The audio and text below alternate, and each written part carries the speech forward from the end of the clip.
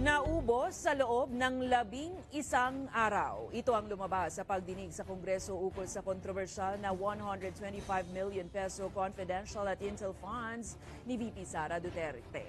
Ang detalye sa balitang A to Z ni Giselle Simon.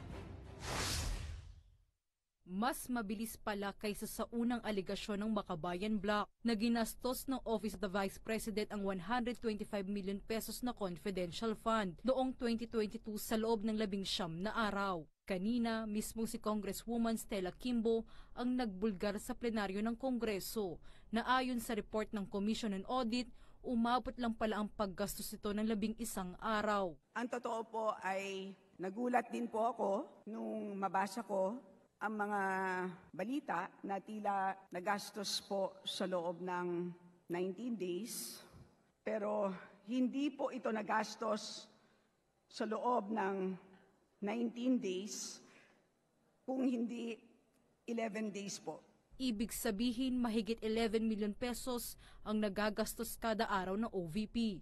Sa loob ng 11 araw, ginastos ng Office of the Vice President more than 11 million per day sa computation ko po. On the average, Madam Speaker, So, yes.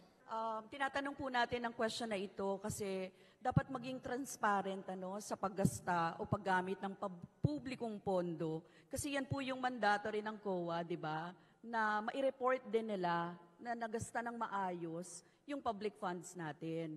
Una na rin kinuwestiyon ng mga kritiko ang 125 million pesos na confidential fund noong 2022 dahil wala naman ito sa naisabatas na budget sa opisina noon ni Vice President Leni Robredo.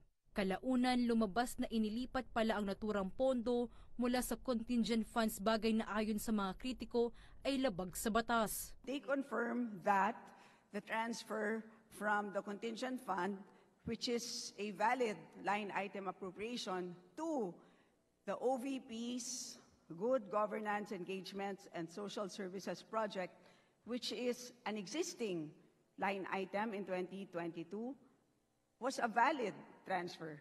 Samantala, kine-question rin ng Kongreso kung bakit delay ang report at hindi naliliquidate ng COA buwan-buwan ang fiscal report ng bawat ahensya. Pero bakit hindi po ito nagawa ng COA? Hindi ba dapat talaga nagsasubmit na yan at the end of the fiscal year ng 2022?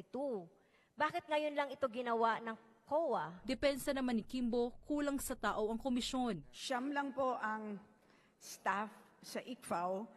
Ang audited agencies po na merong confidential and intelligence funds ay 1,707 LGUs, 57 national government agencies, 10 GOCCs, a total of 1,774 submitting quarterly reports at the minimum and a maximum of 12 monthly reports, maximum of 21,288 reports. So tinatambakan po sila ng sealed envelopes. Yan po ang katotohanan. Dahil sa issue, humiling ng ilang mambabatas ng Special Oversight Committee para busisiin ang confidential funds.